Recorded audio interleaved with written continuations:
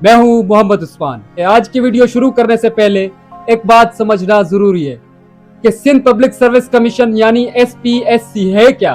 अगर आपने CSS या federal public service commission FPSC का नाम सुना है तो SPSC भी तकरीबन उसी तर्ज का इदारा है। फर्क सिर्फ इतना है कि FPSC वफाकी हुकूमत के लिए अफसरान भर्ती करता है, जबकि SPSC सिंध हुकूमत के मुख्तलिफ महकमों के लिए।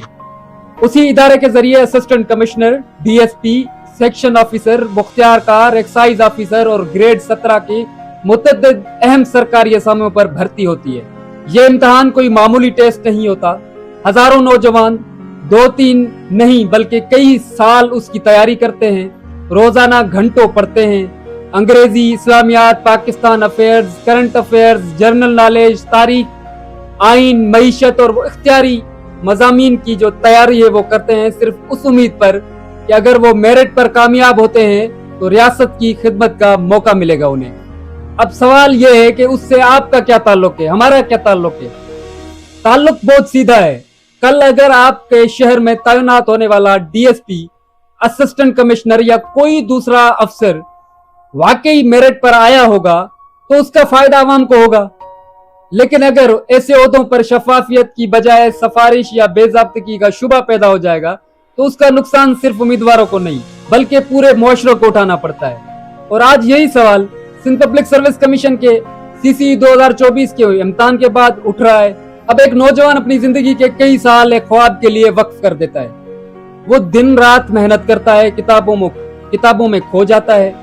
खानदान उससे उम्मीदें वाबस्ता कर लेता है क्योंकि उसे यकीन होता है कि सरकारी मुलाजमत का फैसला सिर्फ उसकी काबिलियत और मेहनत की बुनियाद पर होगा। लेकिन जब नताइज सामने आए और हजारों उम्मीदवारों में से सिर्फ 70 उम्मीदवार कामयाब करार पाए तो सवाल तो उठना फितरी बात है।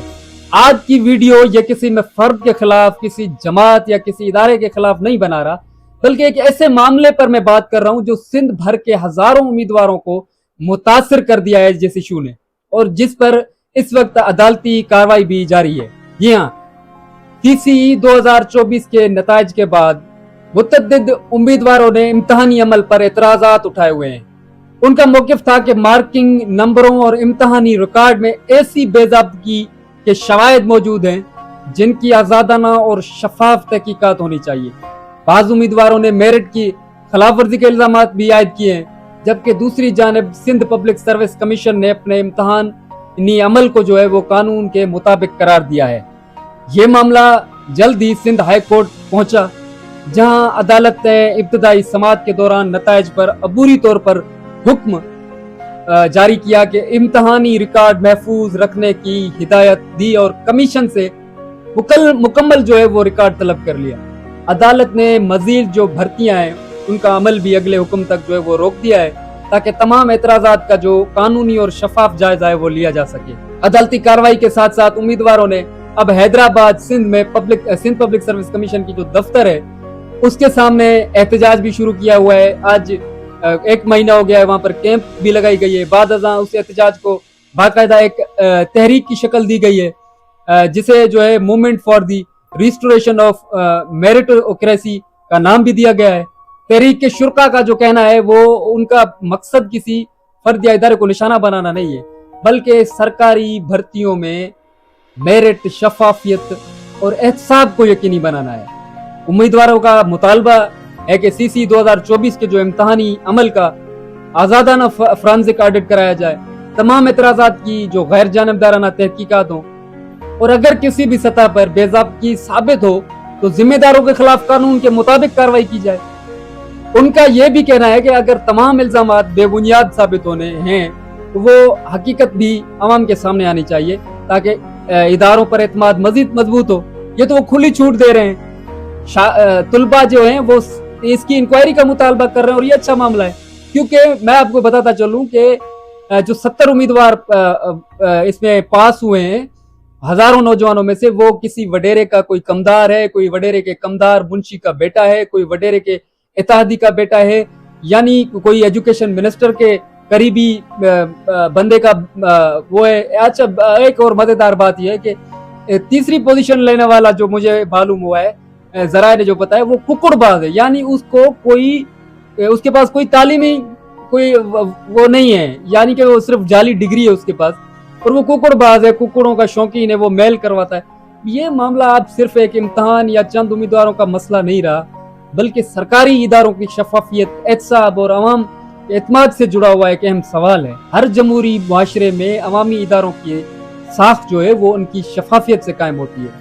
جب کسی امتحان پر سوال اٹھیں تو ان کا بہترین جواب بیانات نہیں بلکہ غیر جانبدار تحقیقات اور قانون کے مطابق کارروائی ہونی ہے.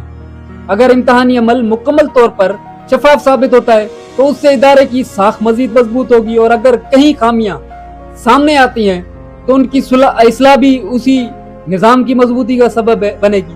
اب یہ تو طلباء کا مطالبہ بہت اچھا سا مطالبہ ہے ان کا, یہ کوئی ان کی غیر جمہوری کوئی ان کا اسٹیپ بھی نہیں ہے جو سمجھا جائے. اس وقت سب کی نظریں سندھ ہائی کورٹ کی اب کارروائی اور آئندہ فیصلوں پر ہے جو اس پورے معاملے کی قانونی حیثیت کو واضح کریں گے. آخر میں صرف ایک بات میں کہوں گا کہ میرٹ صرف ایک لفظ نہیں بلکہ ہر نوجوان کی امید ہے, ہر خاندان کا خواب ہے, اور ریاست پر عوام کے اعتماد کی بنیاد ہے. تو خدارا حکومت سے میں مطالبہ کرتے ہیں, اگر انصاف ہوتا ہے تو اس کا نظر آنا بھی اتنا ہی ضروری ہے جتنا خود انصاف کا ہونا. اب اس معاملے پر کیا رائے رکھتے ہیں آپ بھی بتائیں. کیا سرکاری بھرتیوں میں مکمل شفافیت کو یقینی بنانے کے لیے فرانسک آڈٹ جیسے اقدامات ضروری ہیں؟ اپنی رائے آپ کمنٹ سیکشن میں دے لیں. ایک بات اور کہ محسن نقوی نے بھی اس بات کو سمجھا ہے, اور اس نے بھی نوجوانوں کی جو ہے وہ کل حق میں بیانات دیے. وہ کہتا ہے کہ نوجوان یہ جو کاکروچ ہیں یہ اکٹھے ہو جائیں تو بہت کچھ الٹ سکتے ہیں. تو یہ حقیقت ہے, بھارت میں آپ نے دیکھا. لیکن وہ کبیر بھیل نے بہت اچھی بات کی کہ ہم کسی سے جو ہے نہیں کریں گے, اپنا موازنہ نہیں کریں گے, نہ بھارت سے, نہ بنگلہ دیش سے, نہ سری لنکن اسٹوڈنٹ سے. ہماری 5000 سال پرانی تحریک ہے.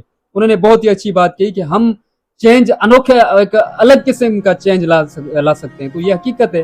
اگر سندھ کے نوجوان جاگ پڑے اور اگر یہ تحریک ایک منظم طریقے سے چل پڑی تو یہ سمجھا جا سکتا ہے کہ پھر ایوانوں میں جو حکمران بیٹھے ہیں تو وہ ان کی کرسیاں تھوڑا ہلنا شروع ہو جائیں گی. تو ہم تو گزارش یہ کریں گے, اور نوجوان جو مطالبہ کر رہے ہیں ان کا مطالبہ پورا ہونا چاہیے. ایک جمہوری مطالبہ ہے, ایک فیکٹ اینڈ فگر کے ساتھ مطالبہ ہے.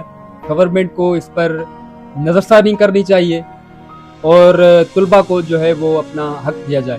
تو ہم کوشش کریں گے کہ اب اگلی جو ویڈیو ہے ہم ان طلباء کے ساتھ ان کو لائن پہ لیں جو اس احتجاج کی جو ہے سربراہی کر رہے ہیں, اس کو لیڈ کر رہے ہیں. تب تک دیجیے اجازت, اللہ نگہبان.